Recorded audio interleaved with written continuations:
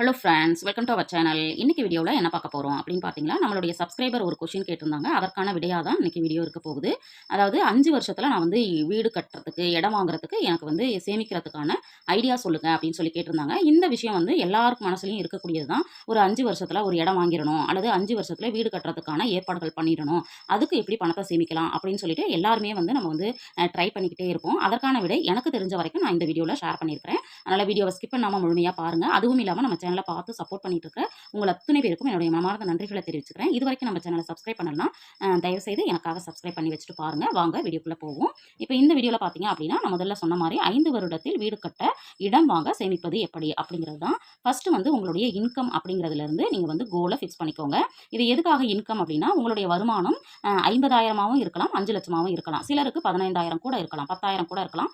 அந்த வருமானத்துக்கு தகுந்த மாதிரி கோலை வந்து ஃபிக்ஸ் பண்ணிக்கோங்க. உங்களுக்கு வந்து 5 வருஷத்தில் சேமிக்க முடியுமா, அல்லது 10 வருஷத்தில் சேமிக்க முடியுமா அப்படிங்கிறது தான் நான் இந்த இடத்துல கோல் அப்படின்னு சொல்லியிருக்கிறேன். அதே மாதிரி எண்ணம் போல் வாழ்க்கை அப்படிங்கிறத நம்ம மைண்டில் வச்சுக்கணும். இப்போ நீங்கள் வந்து 5 வருஷத்தில் நான் பணத்தை சேமித்து நான் இடம் வாங்க போகிறேன், அல்லது 10 வருஷத்தில் நான் வந்து வீடு கட்டிடுவேன் அப்படின்னு சொல்லிட்டு உங்களுடைய எண்ணங்கள் என்ன சொல்லுதோ அது மாதிரியே நம்மளுடைய வாழ்க்கை அமையும். அதனால் யாராலையும் எதுவும் செய்ய முடியாது அப்படிங்கிற மட்டும் நினைக்காதீங்க. உங்களுடைய எண்ணம் வந்து கண்டிப்பாக நான் வந்து வீடு கட்டிடுவேன், நீ வீடு வாங்கிடுவேன், இடம் வாங்கிடுவேன் அப்படின்னு சொல்லிட்டு நீங்கள் நினச்சி பாருங்கள். கண்டிப்பாக அதை நோக்கிய பயணம் ஆரம்பிச்சிட்டிங்கன்னா கண்டிப்பாக அதை செய்ய முடியும். அதனால தான் நான் வந்து எண்ணம் போல் வாழ்க்கை அப்படின்னு சொல்லியிருக்கிறேன். அடுத்தது பார்த்தீங்கன்னா, முயன்றால் முடியாதது எதுவும் இல்லை அப்படிங்கிறது தான். முடியாது அப்படிங்கிற வார்த்தையை தவிர வேறு எந்த ஒரு மாற்றமும் கண்டிப்பாக நடக்கிறதுக்கான வாய்ப்புகள் இல்லை. முயற்சி பண்ணிட்டே இருங்க. கண்டிப்பாக நீங்கள் என்ன நினைச்சீங்களோ அந்த இடத்த போய் சீக்கிரமாக அடைய முடியும் அப்படிங்கிறது தான். முயன்றால் முடியாதது எதுவும் இல்லை அப்படிங்கிறது தான். இந்த 3 தாரக மந்திரத்தையும் நீங்கள் வச்சுக்கிட்டீங்க அப்படின்னா, நீங்கள் 5 வருஷம் அப்படிங்கிறது ஒரு 2 வருடம் அதிகமானாலும் உங்களுடைய கோல் அப்படிங்கிறத கண்டிப்பாக அச்சீவ் பண்ண முடியும் அப்படிங்கிற நம்பிக்கை எனக்கு இருக்குது. கண்டிப்பாக இந்த விஷயத்தை மைண்டுக்குள்ளே வச்சுக்கோங்க. எப்படி சேமிக்கலாம் அப்படிங்கிறத பார்க்கலாம். இப்போது நீங்கள் வாடகை வீட்டில் இருக்கீங்க அப்படின்னா, அந்த வாடகை வீட்டுக்கு வந்து 10%லேருந்து 20% மட்டும் நீங்கள் வாடகை கொடுக்குற மாதிரி பார்த்துக்கோங்க. இப்போ நீங்கள் 10,000 தான் வாங்குறீங்க அப்படின்னா, கண்டிப்பாக 1,000 2,000 வாடகை வீடு இருக்கிற மாதிரி பார்த்துக்கணும். இல்லை அதை விட அதிகமாக தான் வாடகைக்கு வீடு கிடைக்குது அப்படின்னா, நீங்கள் என்ன பண்ணணும் அப்படின்னா, லீஸுக்கு நம்ம வந்து பிளான் பண்ணிக்கணும். அதாவது ஒரு 2 லட்ச ரூபா கொடுக்குறது, 5 லட்ச ரூபா கொடுக்குறது, அதையுமே வந்து நீங்கள் வந்து எப்படி வந்து பிளான் பண்ணலாம் அப்படிங்கிறதுமே உங்களுக்கு தெரிஞ்சுக்கணும் நினைச்சீங்கன்னா கமெண்ட்ல சொல்லுங்க. நான் அதற்கான அமௌண்ட்டை வந்து எப்படி சேமிக்கலாம் அப்படிங்கிறதுக்கு கூட எனக்கு தெரிஞ்ச ஐடியாவை உங்களோட ஷேர் பண்ணிக்கிறேன். அப்போ ஃபர்ஸ்ட் விஷயம் வந்து வாடகை வீட்டில இருந்து நீங்க வந்து லீஸுக்கு மாறுறதுக்கு ட்ரை பண்றது தான்.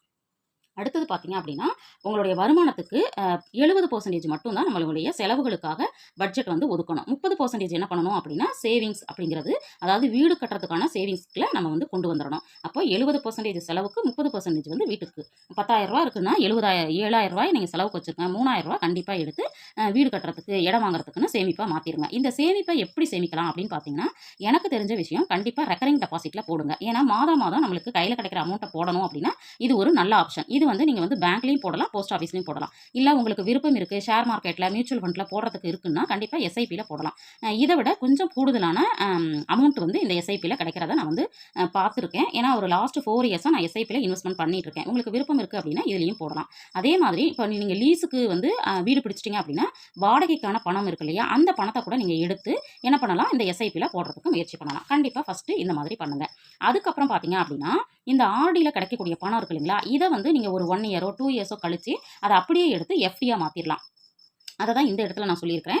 இப்போ 30% சேவிங்ஸ்னு ஒதுக்க சொன்னோம் இல்லைங்களா, அதில் 10% வந்து மணி சேவ் பண்ணுங்கள், 10% வந்து கோல்டு சேவிங்காக பண்ணுங்கள், 10% வந்து டெபாசிட் சேவிங்காக பண்ணுங்கள். இப்போ ஆர்டியில் ஒரு அமௌண்ட் உங்களுக்கு ஒரு வருஷத்தில் சேருதுன்னா, அதை எடுத்து அப்படியே ஒரு 5 வருஷத்துக்கு டெபாசிட் பண்ணிடுங்க. இது வந்து பெஸ்ட்டான ஐடியாவாக எனக்கு தோணுது. அதே மாதிரி 10% கண்டிப்பாக கோல்டில் இன்வெஸ்ட் பண்ணுங்கள், பணமாகவும் ஒரு 10% வச்சுக்கிற மாதிரி பார்த்துக்கோங்க.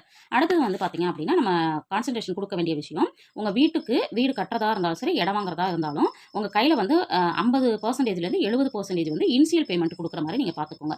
இப்போ வந்து 50 லட்ச ரூபாய் இருக்குது அப்படின்னா, அல்லது 5 லட்ச ரூபாய் இடம் அப்படின்னா, கண்டிப்பாக உங்கள் கையில் 2,50,000 ரூபாயிலேருந்து 3 லட்ச ரூபா வரைக்கும் சேர்ந்ததுக்கப்புறம் இனிஷியல் பேமெண்ட்டாக பண்ணிவிட்டு மீதம் இருக்கிறத நம்ம என்ன பண்ணலாம் அப்படின்னா, வந்து லோனுக்கு வந்து போகிறதுக்கு பார்க்கலாம். ஏன்னா நம்ம வந்து வீடு கட்டுறதுக்கு முழுசாக நம்ம சேர்த்து வச்சுட்டு தான் கட்டணும் அப்படின்னு நினச்சோன்னா ரொம்ப வந்து நம்மளுக்கு டைம் வந்து அதிகமாக எடுக்கும். அதனால் ஒரு 50லேருந்து 70% உங்களுக்கு சேர்ந்ததுக்கப்புறம் நீங்கள் வந்து ஹவுசிங் லோன் வாங்கி, அல்லது வேறு லோன்லாம் வாங்கி நீங்கள் வந்து இடம் வாங்குறதுக்கோ வீடு கட்டுறதுக்கோ வந்து கண்டிப்பாக வந்து ட்ரை பண்ணலாம்.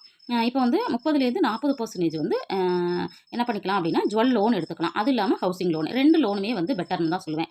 ஏன்னா ஹவுசிங் லோனை விட ஜுவல் லோன் வந்து கம்மியாக இருக்குது. அப்போ நம்ம வந்து இங்கே தங்கம் சேமிக்கணும் லோன் சொன்னோம் இல்லைங்களா, அந்த மாதிரி உங்கள் கையில் எவ்வளோ தங்கம் இருக்கோ அதுக்கு தகுந்த மாதிரி இந்த இடத்துல நீங்கள் லோனை வாங்கிக்கலாம். 30லேருந்து 40% நீங்கள் வந்து லோன் வாங்கிக்கலாம். ஏன்னா நாங்கள் வந்து பண்ணும்பொழுது பார்த்தீங்கன்னா ஜுவல் லோனும் ஹவுசிங் லோனும் வந்து பண்ணி தான் நாங்கள் வந்து பண்ணணும். அதனால தான் அதை வந்து நான் சொல்கிறேன். அது இல்லாமல் பார்த்தீங்க அப்படின்னா உங்களுக்கு வந்து இதற்கான அமௌண்ட் வந்து பண்ண முடியல அப்படிங்கிற பட்சத்தில் தவிர்க்க முடியாத காரணம் அப்படின்னா மட்டும் நீங்கள் என்ன பண்ணலாம்னா ஒரு 10% வந்து கோல்டை வந்து சேல் பண்ணுறதுக்கு கூட நீங்கள் ட்ரை பண்ணலாம். ஏன்னா வீடு வந்து நமக்கு வருது இல்லைங்களா, அது வந்து ஒரு சென்டிமெண்ட் அப்படிங்கிறதுனால கண்டிப்பாக அதை செய்கிறதுக்கு நீங்கள் என்ன பண்ணலாம் அப்படின்னா நகையை வந்து சேல் பண்ணுறது தவறே இல்லை அப்படிங்கிறது என்னுடைய கருத்து. ஏன்னா நாங்களுமே கொஞ்சம் ஜுவல்லை வந்து சேல் பண்ணணும், அதனால தான் அதை சொல்கிறேன். இப்போ இந்த மாதிரிலாம் பிளான் பண்ணும்பொழுது வேறு என்ன சேவிங்ஸ் ஐடியாஸ் வந்து நம்ம பண்ணலாம் அப்படின்னு பார்த்தீங்கன்னா, பணம் வந்து செலவாகாமல் சேமிப்பாக மாறணும்னு நினைக்கிறவங்க இந்த விஷயங்கள்லாம் கொஞ்சம் ட்ரை பண்ணலாம். அதாவது ஹவுஸ் ஹோல்டு ஐட்டம்ஸ் வந்து வாங்காமல் இருக்கிறது. நம்ம வந்து புதுசாக வீடு கட்ட போகிறோம் அல்லது இடம் வாங்க போகிறோம் அப்படிங்கிற பட்சத்தில் கண்டிப்பாக வீட்டுக்கு தேவையான சோபா வாங்குறது, கார் வாங்குறது, ஷோகேஸ் வாங்குறது, அது இல்லாமல் நிறைய ஃபிஷ் டேங்க் வாங்குறது, இந்த மாதிரி நிறைய டெக்கரேட்டிவ் ஐட்டம்ஸ் இருக்கு இல்லையா, அதெல்லாம் நம்ம வாங்காமல் இருக்கணும். அதற்கான பணத்தையும் என்ன பண்ணலாம் அப்படின்னா வீட்டுக்காக நம்ம வந்து ஒதுக்கி சேமிப்பாக மாற்றலாம். ஏன்னா நம்ம சொந்த வீட்டில் இருக்கிற மாதிரி எதுவுமே வராது. ஏன்னா ஒரு வாடகை வீட்டில் இருக்கும் பொழுது கண்டிப்பாக அவங்க வந்து எப்போனாலும் காலி பண்ண சொல்லுவாங்க. அப்படி இருக்கிற பட்சத்தில் அங்கே எல்லா ஜாமானையும் நம்ம வாங்கி போட்டுக்கிட்டு சிலர் பார்த்தீங்க அப்படின்னா அந்த ஜாமானை போடுறதுக்காகவே வீடு வந்து கொஞ்சம் பெரிய வீடா வாடகை அதிகமான வீட்டுக்கு போவாங்க. இந்த எக்ஸ்பீரியன்ஸும் சிலருக்கு இருக்கும். அப்படி யாருக்காவது இருக்குது அப்படின்னா கண்டிப்பாக கமெண்ட்டில் சொல்லுங்கள். அதனால் இந்த விஷயத்தை தவிர்க்கிறதுக்கு முயற்சி பண்ணலாம். அடுத்தது பார்த்தீங்கன்னா ஷாப்பிங் அப்படிங்கிறத ரெடியூஸ் பண்ணணும். ஏன்னா நம்ம ஷாப்பிங் அப்படின்னு போகும்பொழுது தான் நம்ம கையை விட்டு எவ்வளோ பணம் போகுதுன்னு தெரியாமல் செலவுகளை அதிகமாகிக்கிறோம். அதனால் வந்து இயர்லி ஒன்ஸ் ட்வைஸ் மட்டும்தான் நான் ஷாப்பிங் பண்ணுவேன். நீங்கள் செல்ஃப் கண்ட்ரோலாக இருந்தீங்கன்னாவே கூடுதலான அமௌண்ட்டை நம்மளால் சேமிக்க முடியும். அடுத்தது வந்து பார்த்தீங்க அப்படின்னா நம்ம அதிகமாக செலவு பண்ணுறது ட்ரெஸ்ஸுக்கு தான். ட்ரெஸ்ஸு வந்து பார்த்தீங்க அப்படின்னா நம்ம வந்து வாங்குறது தவறு கிடையாது. அது வந்து பட்ஜெட்குள்ளே வாங்குற மாதிரி. இப்போ ஒரு தீபாவளிக்கு ட்ரெஸ் வாங்க போகிறோம் அப்படின்னா ஒரு 5000க்குள்ளே நம்ம வாங்கிடணும், இல்லை 2000க்குள்ளே வாங்கிடணும் அப்படின்னு ஒரு பட்ஜெட்குள்ளே வாங்குறதுக்கு நம்ம பிளான் பண்ணணும். அப்படின்னா மட்டும்தான் நம்ம வந்து என்ன பண்ண முடியும், வீடு கட்டுறதா இருக்கலாம், இடம் வாங்குறதா இருக்கலாம், எல்லா விஷயமும் நம்மளால் பண்ணிக்க முடியும். அடுத்தது பார்த்தீங்க அப்படின்னா கண்டிப்பாக இப்போ இருக்க ஜெனரேஷனில் நம்ம வந்து அதிகமாக செலவு பண்ணுறது மொபைலுக்கு ரீசார்ஜ் பண்ணுறதா இருக்கலாம், புது மொபைல் வாங்குறதா இருக்கலாம். இது எல்லாமே நம்மளுக்கு வந்து ரீசனபிளாக இருக்கிற மாதிரி நம்ம பார்த்துக்கணும். நம்மளுடைய வருமானத்திலிருந்து எவ்வளோ பர்சன்டேஜ் வந்து இந்த ரீசார்ஜுக்கும் நம்ம மொபைல் புது ஃபோன் வாங்குறதுக்கும் பண்ண முடியுமோ அதுக்கு தகுந்த மாதிரி நம்ம பண்ணணும். அதே மாதிரி உங்களுடைய நீட்ஸ் இப்போ வந்து மொபைல் ஃபோன் வந்து கண்டிப்பாக ஆஃபீஸ்க்கு யூஸ்க்கு வேணும் அப்படின்னா கொஞ்சம் வந்து நீங்கள் என்ன பண்ணலாம் அப்படின்னா ரீசனபிளான ரேட்டுக்கு வாங்கலாம். அதுக்காக காஸ்ட்லியாக வந்து 1,50,000 ரூபாய்க்கு வாங்குறது, 1,00,000 ரூபாய்க்கு வாங்குறது, இப்போ புது அப்டேஷன் வந்திருக்கு அப்படிங்கிறதுக்காக புதுசாக மாற்றுறது, இதெல்லாம் பண்ணும்போது நிறைய பணம் லாஸ் ஆகும். அதனால வந்து நம்மளுக்கு வருமானத்துக்கு தகுந்த மாதிரி வாங்குற மாதிரி நம்ம பார்த்துக்கணும். அடுத்தது பார்த்தீங்கன்னா அப்படின்னா கோல்டு இன்வெஸ்ட்மெண்ட் அப்படிங்கிறது உங்களுக்கு ஜுவல்லரியா தேவைப்படுது அப்படின்னா கண்டிப்பாக நீங்கள் வந்து ஜுவல்லரியா கோல்டு சிட்டு போட்டு வாங்குங்க. இல்லை நீங்கள் வந்து வீடு கட்டுறதுக்கு இடம் வாங்குறதுக்கு தான் இன்வெஸ்ட் பண்ண போறீங்க அப்படின்னா வந்து ஜுவல்லரியா வாங்காமல் மற்ற ஸ்கீம்ஸில் வந்து நீங்கள் வாங்குறதுக்கு முயற்சி பண்ணுங்கள். அதாவது காயின்ஸ் வாங்கலாம், டிஜி கோல்டில் வந்து சேவ் பண்ணலாம், அல்லது பாண்டில் போட்டு வைக்கலாம். இந்த மாதிரி ஆப்ஷன் போகிறது பெட்டராக இருக்கும். அடுத்தது பார்த்தீங்கன்னா அதே மாதிரி கிச்சன் ஐட்டம். கிச்சனில் பார்த்தீங்க அப்படின்னா இப்போ நிறைய வீடியோஸில் நான் பார்க்குறதுலையுமே பார்த்தீங்கன்னா நிறைய ஷாப்பிங் வீடியோஸ் வந்து பண்ணுறாங்க. அப்படி இருக்கிறப்ப தவிர்க்க முடியாத காரணத்தினால சிலர் வந்து கிச்சன் ஐட்டம்ஸ் வந்து கொஞ்சம் புதுசாக வாங்கலாம்னு நினச்சிட்டு வாங்குவோம்.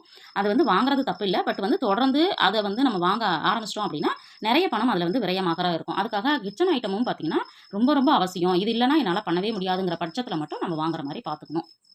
அடுத்தது பார்த்தீங்கன்னா ஃபேமிலி மெம்பர்ஸ்கிட்ட கண்டிப்பாக இதை வந்து இன்ஃபார்ம் பண்ணணும். என்னன்னா நான் ஒரு 5 வருஷத்தில் வீடு கட்ட பிளான் பண்ணியிருக்கேன் அல்லது இடம் வாங்க பிளான் பண்ணியிருக்கேன் அப்படிங்கிற விஷயத்த. ஏன்னா அவங்களோட சப்போர்ட் இருந்தால் மட்டும்தான் நம்ம வந்து பணத்தை சேமிக்க முடியும். அப்படிங்கிறதுனால தான் இப்போ அவங்களோட சப்போர்ட் இருக்கும்பொழுது இப்போ அவங்க ஏதாவது ஒரு செலவுக்காக அவங்க வந்து பணத்தை வந்து கேட்குறாங்க அப்படின்னா அந்த சமயத்தில் நம்ம வீடு கட்டுறதுக்காக பிளான் பண்ணியிருக்கோம், இடம் வாங்க பிளான் பண்ணியிருக்கோம், அதனால் இந்த செலவை எப்படி குறைச்சிக்கலாம் அப்படின்னு நம்ம வந்து சொல்லலாம். அதுக்காக தான். அடுத்தது பார்த்தீங்கன்னா சேலரி வந்து இன்க்ரீஸ் ஆகுது. கண்டிப்பாக 5 வருஷத்தில் 6 வருஷத்தில் உங்களுக்கு கொஞ்சம் இன்க்ரீஸ் ஆகுது அப்படின்னா உங்களுடைய லைஃப் ஸ்டைலை மாற்றிக்கிறது. இப்போ எனக்கு வந்து 10,000 ரூபா வருமானம் வருதுன்னா ஒரு லைஃப் ஸ்டைலில் இருப்பேன். அதுவே 20,000 மாறும்போது என்னுடைய லைஃப் ஸ்டைல் வந்து கொஞ்சம் சேஞ்ச் ஆகிறதுக்கு வாய்ப்புகள் இருக்குது. பட் வந்து நீங்கள் ஒரு வீடு கட்டுறதுக்கும் இடம் வாங்குறதுக்கும் முயற்சி பண்ணுறீங்கன்னா கண்டிப்பாக அந்த லைஃப் ஸ்டைலை சேஞ்ச் பண்ணாமல் அதே லைஃப் ஸ்டைலில் வாழ பழகுனீங்க அப்படின்னா அந்த பணம் நம்மளுக்கு வந்து சேமிப்பாகி அது வந்து வீடு கட்டுறதுக்கு பயன்படும். கண்டிப்பாக இதையும் பண்ணுங்கள். அதே மாதிரி சேவிங்ஸையும் இன்க்ரீஸ் பண்ணுங்கள்.